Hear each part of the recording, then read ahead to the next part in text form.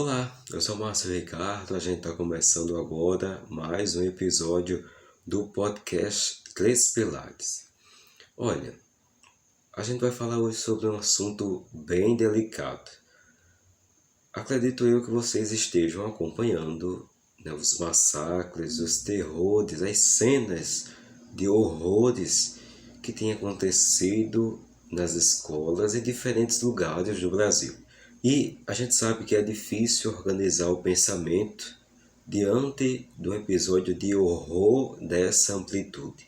A barbaridade cometida pelos jovens nas escolas ultimamente é difícil de ser explicada. Diversas áreas do conhecimento e segmentos da sociedade debruçam sobre estudos e indícios, análises e especulações, tentando desvendar o que há de mais oculto em cada um de nós, e que se torna objeto de reflexão apenas em episódios que chocam toda a população, mas que deveria ser matérias de discussões cotidianas. Entender tudo o que está acontecendo é um processo vagaroso, enfadonho, silencioso e individual. A conclusão é bem posterior ao calor dos acontecimentos e à compreensão das causas, mesmo que remotamente, nos remete a uma ressaca existencial. Daí nasce o tabu e a dificuldade em resolver as tragédias humanas e tornar público o discurso sobre aquilo que é produto da dolorosa digestão. Em termos mais objetivos e generalistas, cada um dos homens e mulheres tocados, de alguma maneira, por tamanha atrocidade, sente vergonha de pertencer à mesma espécie animal que cometeu aquelas loucuras. Com um pouco de reflexão, é possível identificar em cada um de nós fragmentos daquele mesmo ódio que mancharam de sangue o chão daquelas escolas.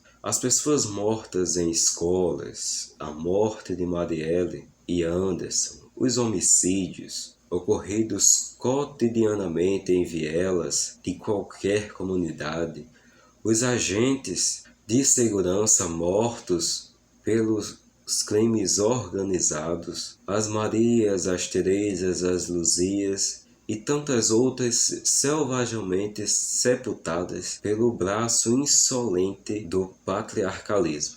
Todas as manifestações de intolerância que explodem dia a dia em todos os lugares trazem à tona a condição mais horrenda do ser humano, a capacidade de odiar. Odiar o diferente, odiar por não concordar, odiar por não compreender, odiar para se satisfazer, odiar para se superar, odiar para se defender, para dominar, odiar por odiar, odiar. Para possuir o potencial de odiar, basta ser humano, puxar seu gatilho, apesar do ódio não pressupor violência.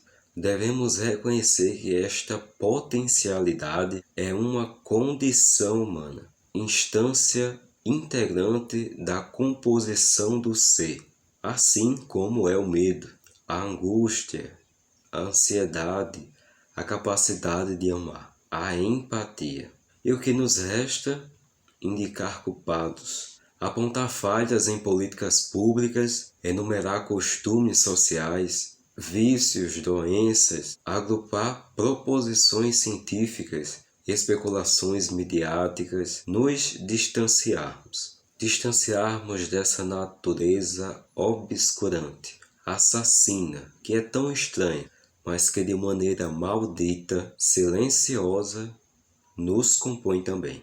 O ódio não se manifesta apenas quando a gente puxa o gatilho ou dá uma facada.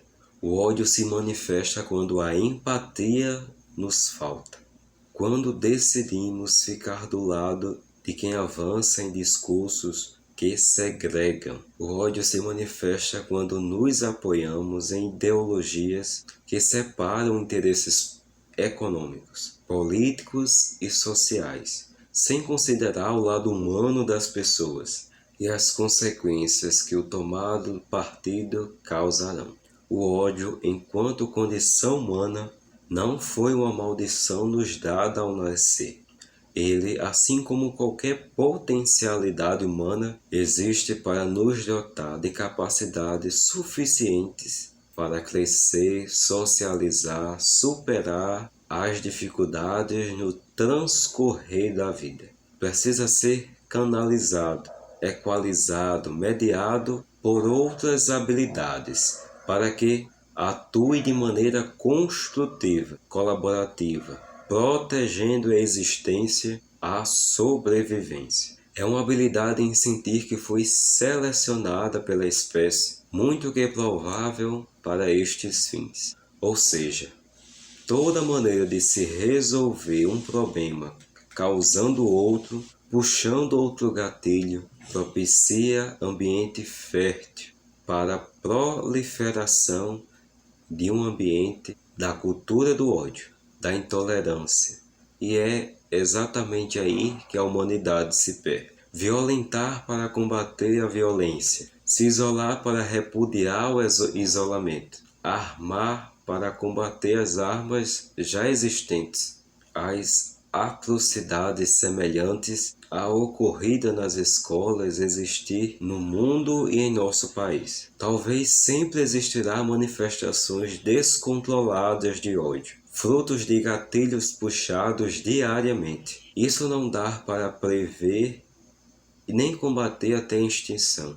A natureza humana talvez nunca alcance a submissão, na plenitude do amor mútuo entre todos da espécie. Isso tudo está fora de controle de todos, mas existe algo que possamos fazer, que depende de treinos, de esforços, de entrega, que depende da multiplicação.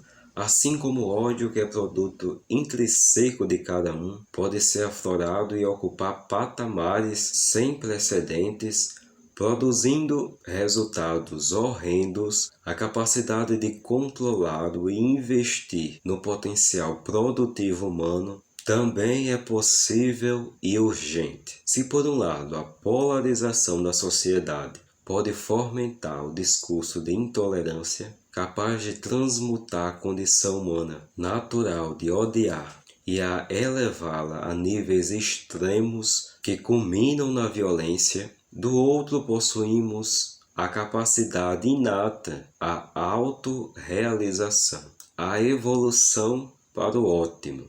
A empatia dá para se praticar, ou seja, aprender e recuperar ou ampliar a capacidade de aceitar o outro com suas possibilidades e limitações são esforços que estão ao alcance de todos. Eu encerro esse episódio praticando aquilo que a gente falou no episódio 8.6, saindo da zona de conforto. Convido a discussão sobre o que há de mais obscuro em cada um de nós.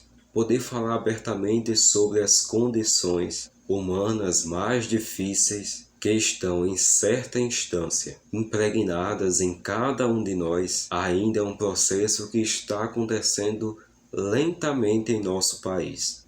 Quando se aumenta a consciência pública de algum problema recorrente e inevitável, gatilho que existe em nosso meio, se aumenta a possibilidade de ajuda, de compreensão destes fenômenos e se potencializa a capacidade de encontrar recursos para evitar o luto dentro das escolas, nas ruas, nas casas e nos corações das pessoas. Não só o ódio é uma condição inerente ao ser humano, a capacidade de aprender e amar também é. Muito bem, para que este conteúdo de qualidade chegue para mais gente, avalia este episódio nas plataformas de streams que a gente está disponível, nas principais delas, tá?